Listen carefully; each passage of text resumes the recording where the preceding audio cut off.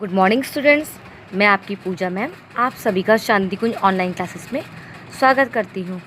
तो स्टूडेंट्स, आज हम हिंदी व्याकरण पढ़ेंगे, ठीक है? क्योंकि पिछली क्लास में मैं आपको हिंदी पढ़ा रही थी, हिंदी आपकी बुक से, तो हमारा उस पर लेसन कंप्लीट हो गया था। तो आज हम व्याकरण में अपना लेसन स्टार्ट करते हैं। तो आप सबको याद होगा कि बच्चों, मैंने पिछली बार जब व्याकरण पढ़ाई थी आपको, तो मैंने आपको वर्ण, व्यंजन, संयुक्त अक्षर पढ़ाए थे। याद है आप सबको? वर्ण क्या होते हैं? अ से लेके अंगा तक आपके वर्ण कहलाते हैं, और क से लेके ज्ञा तक आपके क्या कहलाते हैं? व्यंजन कहलाते हैं। और आपके छ, त्र, ज्ञा ये सब आपके क्या कहलाते हैं? संयुक्ताक्षर। ठीक है, इतना तो आप लोग को समझ में आ गया ना अच्छी तरह से। तो बच्चों, उसी के आगे हम लोग आगे बढ़ते हैं। जब हमने वर्ण सीख ली तो उसके आगे हमारी मात्राएं आती। मैंने आपको मात्राएं सिखा दी, मात्राएं बता दी। मात्राओं के बाद हमारा आता है आपके वर्ण से बनने वाला शब्द। ठीक है, देखिए सब लोग ध्यान से। पहले ये देखिए, यहाँ क्या लिखा हुआ है? पढ़ो और समझो। एक ये टीचर हैं और ये बच्चे हैं। ये टीचर बच्चों से क्या कह रहे हैं? बोल रहे हैं, बच्चों आज हम सभी शब्दों की अंताक्षरी खेलेंगे। मैं एक शब्द बोलूँगा और आप सभी एक एक करके शब्द के आखिरी वर्ण से नया शब्द बनाएंगे। ठीक है, ये बच्चों से टीचर कह रहे हैं कि आज हम लोग क्या खेलेंगे? शब्दों की अंताक्षरी। पहला शब्द है आराम। ठीक है, आराध्या, अब आप म वर्ण से एक शब्द बनाओ। यानी कि आराम बोला और आराम के आखिर में क्या आया? लास्ट में माँ। तो इसलिए वो बोल रहे हैं कि आराध्या अब तुम माँ से बोलो। आराध्या बोली म से मछली, तो मछली के लास्ट में क्या आया? ल। तो इसने बोला ल से लीची। लीची के लास्ट में क्या आया? च। तो इसने बोला ची से चीता। चीता के लास्ट में आया ता। ता फॉर ताला। तो बच्चों, आपने क्या देखा यहाँ पर कि अपने आप सबने शब्दों की अंताक्षरी खेली, जिससे हमारे पास कितने सारे शब्द इकट्ठा हो गए। परंतु कई बार हम जल्दबाजी में वर्णों को आगे पीछे भी जोड़ देते हैं, जिससे सही शब्द नहीं बन पाता। आओ जाने कि गलत अथवा निरर्थक शब्द कैसे बनते हैं। देखिए, ये है आपका चंद्रमा, ये लड़की है, ये जोकर है, और ये क्या? सर्दी। ठीक है, तो आपका चंद्रमा कैसे बनता है? च प्लस अंग द र प्लस अ म आ बन गया चंद्रमा। ठीक है, अगर इन्हीं वर्णों को पलट दें तो क्या शब्द बनेगा? र अ द अ म अ च अ रंदमंच, रंदमच। तो इसका तो कोई अर्थ ही नहीं है, अतः यह शब्द नहीं है। चंद्रमा आपका एक पूरा कंप्लीट शब्द है और उसका एक अर्थ बनता है, लेकिन इसको उल्टा कर दें तो इसका कोई अर्थ नहीं बनता, यानी कि ऐसे इस तरह से कोई भी शब्द नहीं होता है। उसके बाद नेक्स्ट आगे बढ़िए। तो चंद्रमा शब्द सार्थक यानी अर्थ के साथ है, और रदमंच शब्द निरर्थक यानी अर्थ के बिना है।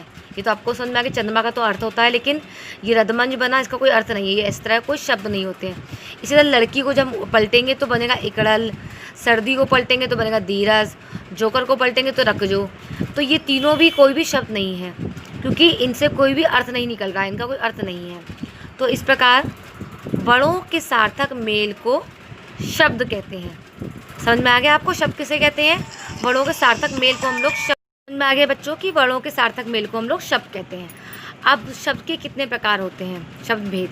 तो अर्थ के आधार पर शब्द को दो प्रकार में होते हैं, एक सार्थक शब्द और एक निरर्थक शब्द। तो सार्थक शब्द क्या होते हैं? यानी मीनिंगफुल वर्ड। वर्णों के मेल से बने ऐसे शब्द जिनका कोई ना कोई अर्थ होता है, उन्हें सार्थक कहलाते हैं।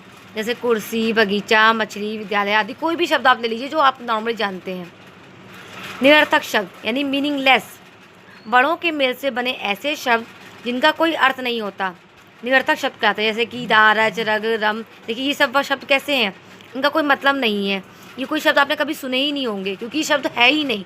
तो इनको हम क्या कहेंगे? निरर्थक। और जिनका मीनिंग होता है वो होते हैं सार्थक। ऑलराइट। तो बच्चों, आज हमने क्या पढ़ा कि हमने पढ़ा शब्द किसे कहते हैं और शब्द के दो प्रकार होते हैं, सार्थक और निरर्थक। हमारा ये लेसन कंप्लीट हो गया। ऑलराइट, तो चलिए इसी एक्सरसाइज कर लेते हैं हम लोग। पहले है खाली स्थान भरो। आप लोग ध्यान से देख लीजिए, ये आपको कॉपी में करना है। तो वर्णों के सार्थक मेल को डैश कहते हैं, तो क्या कहते हैं? शब्द कहते हैं। आप लिखेंगे शब्द। ठीक है, वर्ण डैश प्रकार के होते हैं। तो कितने प्रकार के होते हैं? दो प्रकार के होते हैं। जिन शब्दों का कोई अर्थ नहीं होता वे क्या कहलाते हैं? निरर्थक। जिन शब्दों का अर्थ होता है वे सार्थक कहलाते हैं। बहुत इजी है, बहुत सिंपल है, बहुत छोटा सा लेसन है आपका, ये आप कॉपी में कर लेंगे अपनी। नेक्स्ट देखिए, चित्रों को देखकर वर्णों का सही क्रम लिखकर सार्थक शब्द बनाओ। यानी कि आपका चित्र बना है और ये लेकिन शब्दों को उल्टा सीधा कर दिया गया है। तो ये आपका क्या है? टेलीफोन। टेलीफोन को आप कैसे लिखोगे? देखिए, ये आपका हो गया टेलीफोन, ठीक है। ऐसे ही आपका हिरन है, आप हिरन को सही लिख लेंगे। ये कौवा है ना, कौवा है तो आप लिख दें कौवा। ये किताब है, ये अलमारी है, ये आपकी रेलगाड़ी है। आपको सही शब्द में लिख देंगे। आप कॉपी में कैसे लिखेंगे? पहले लिखेंगे आप निरर्थक शब्द, तो निरर्थक शब्द में आपका ये आ गया। फिर आप एक साइड लिखेंगे सार्थक शब्द, उसके नीचे लिखेंगे उसका सार्थक सही। ऑलराइट, ये आपका निरर्थक और ये सार्थक, ये निरर्थक, ये सार्थक, ये निरर्थक, ये सार्थक। इस तरह से आप लोग कॉपी में और बच्चों कर लेंगे, ठीक है। आपका ये दूसरा काम हो गया स्टूडेंट्स। अब आपका तीसरा काम क्या होगा? तीसरा काम आपका ये होगा, ये आपको शब्द दिए हैं, इन शब्दों के आपको वाक्य प्रयोग करने हैं। जैसे विद्यालय, सर्कस, शेर, तलवार और खिड़की। ऑलराइट, समझ में आ गया आपको? तो हमारा ये लेसन कंप्लीट होता है और ये आपके 3 आपके ये जो हैं होमवर्क है। ओके बच्चों, हम लोग फिर नई क्लास में, नेक्स्ट क्लास में मिलते हैं।